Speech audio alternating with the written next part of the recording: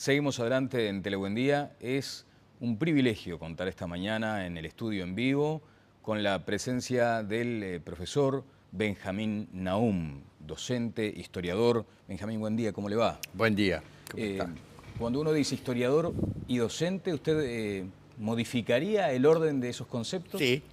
Docente e historiador. Docente e investigador. Ajá. Sí, porque me interesa sobre todo que el trabajo del historiador llegue primero al ciudadano común y corriente, que incluso puede ser que hace mucho tiempo que no ve historia, Claro. Historia nacional, y que por lo tanto quiere refrescarlo.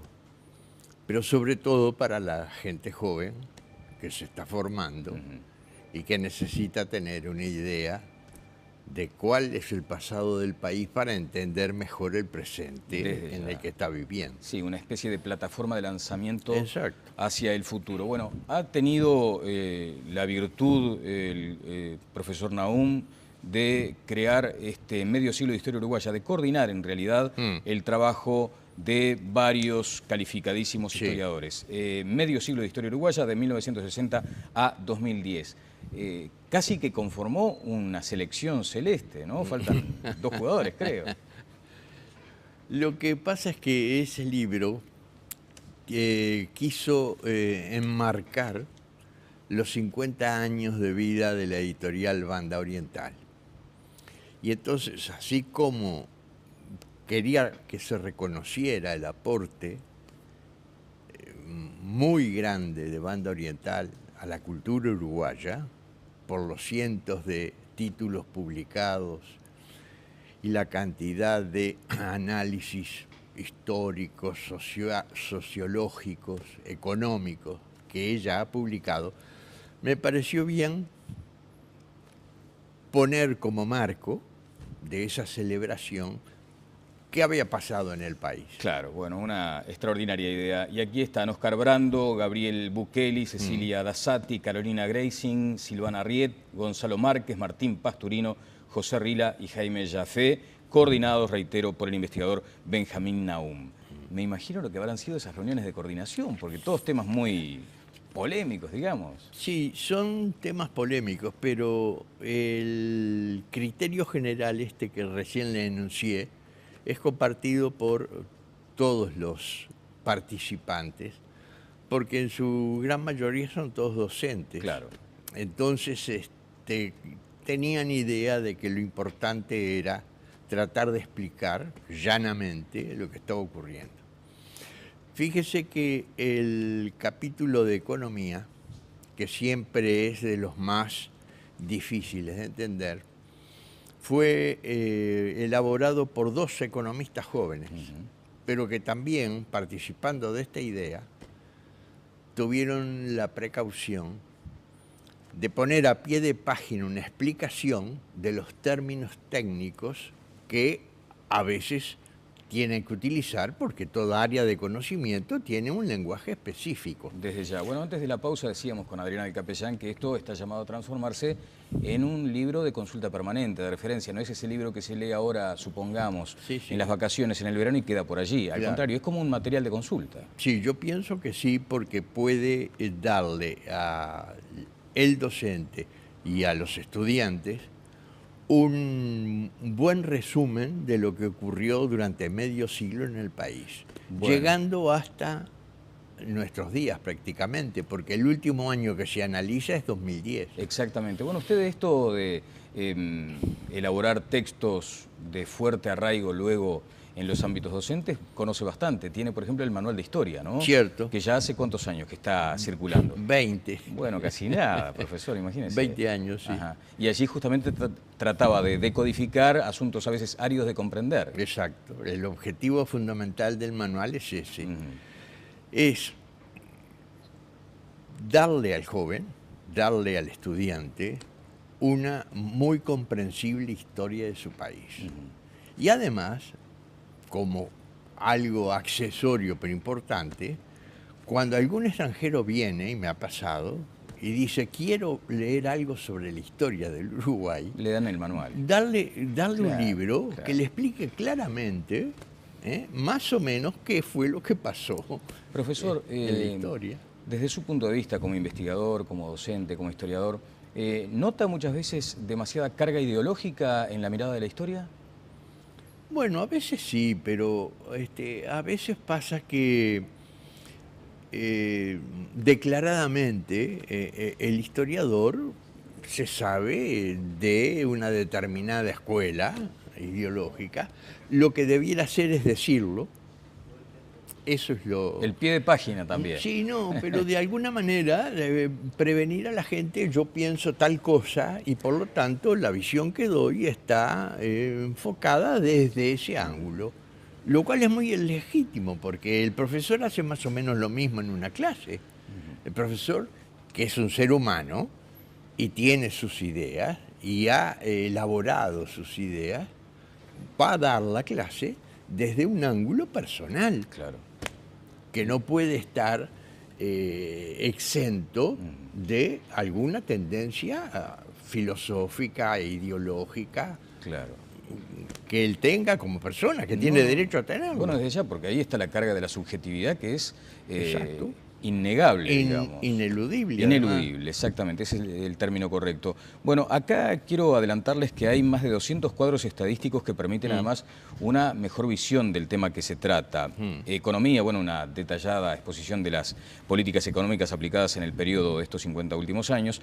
Política, allí se recogen los últimos avances en la investigación que se ha hecho sobre la materia en medio siglo que ha sido cargado de grandísimos e impactantes fenómenos políticos. Exacto. ¿Y cómo hizo ahí para ir rumbeando por lo objetivo? No es fácil porque atravesamos el periodo de la dictadura donde quien más, quien menos tiene determinada carga, yo le diría emocional antes que ideológica. Claro. No es lo mismo escribir sobre la Edad Media, donde uno no vivió, que vivir sobre la época reciente, donde el historiador como persona fue involucrado, estuvo involucrado o quiso involucrarse.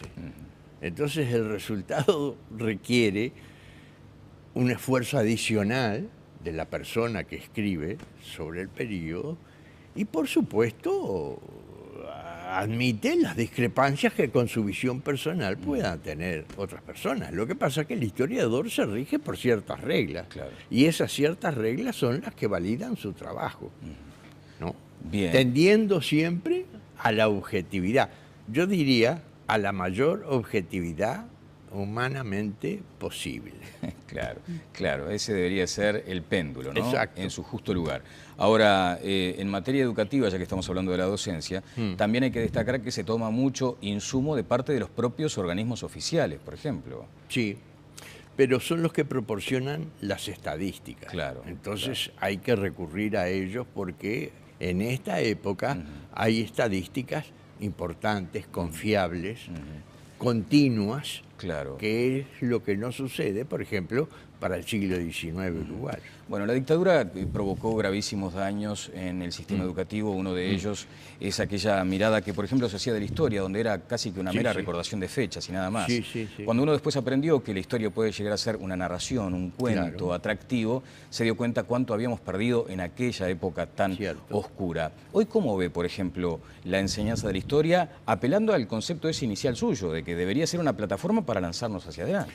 Yo pienso que es el nivel al que se le está dando a los muchachos hoy las clases de historia, es bueno, porque hay mucha reflexión contenida en los datos que se le dan. No se le dan datos aislados y se acabó. Se trata de hacerles ver un panorama de la evolución donde, por eso es histórico, entran cantidad de factores sociales, políticos, económicos, culturales, religiosos, etcétera, para que se dé cuenta que el objetivo de la historia es narrar la evolución de un pueblo, de una sociedad, de un país, desde distintos ángulos, que todos juntos conforman esa historia. Claro. Sí, sí, es impensado algo aislado como país. Exactamente. ¿No? Ahora, exactamente. ¿qué le dice Benjamín, por ejemplo, a un chico que venga y le diga, mire, profesor, la independencia uruguaya, ¿cuándo fue? Porque hasta eso discutimos, ¿no? Claro, sí, está bien. Está bien. Es lo que decíamos recién, son distintas visiones. ¿Y la suya? ¿Eh? ¿La suya cuál es? La mía, yo creo que hay que respetar lo que la tradición histórica está diciendo. Pegarnos al 1830, 1825 la Cruzada Libertadora, 1830 se juró la Constitución y prácticamente se fundó el Estado.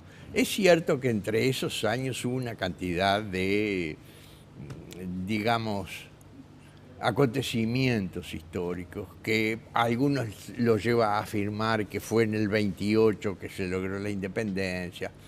Yo creo que hay que respetar un poco la tradición que el propio pueblo se va haciendo de su pasado también, ¿no? O sea, se afilia más a lo del 25 de agosto, por ejemplo. Sí, claro. Claro, sí. Bueno, Y sobre todo a lo del 30, que es la jura de la Constitución, claro, que hay allí una toma de conciencia de que se es un país. Que claro, es un poco la concreción de la evolución, porque mire que los orientales de aquella época tenían muy claras las cosas, claro, ¿no? Claro, ni argentinos ni brasileños, orientales. Punto. Exacto. Y eso lo dicen muchas veces. Sí, eso que uno tiene que escribir cuando le preguntan nacionalidad, ¿no? Usted cuando escribe nacionalidad oriental. Exacto. Está muy bien. Exacto. Bueno, profesor, ha sido, como decíamos al principio, un privilegio contar con usted. Recomendamos este libro que seguramente pasará al aula, ¿no? Esto, espero, ojalá. Espero. Mientras sea útil. Mientras sea útil. Es que es una herramienta muy potente. Medio siglo de historia uruguaya. Además, como decía el profesor Nahum, en celebración de estos 50 años de banda oriental, a quienes saludamos también desde aquí, comprende el periodo 1960-2010. Gracias, profesor. Muy amable. Muchas gracias.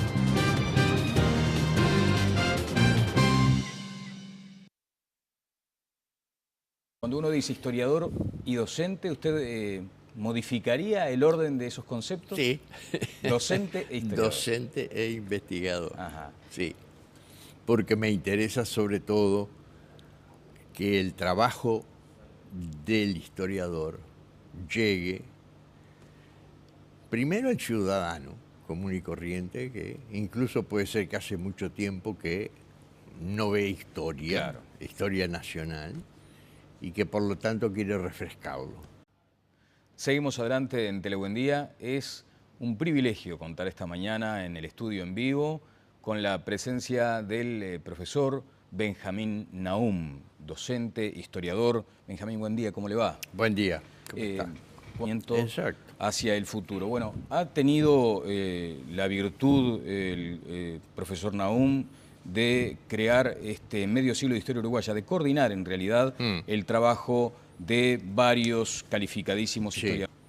Pero sobre todo para la gente joven que se está formando y que necesita tener una idea de cuál es el pasado del país para entender mejor el presente en el que está viviendo. Sí, una especie de plataforma de lanzamiento.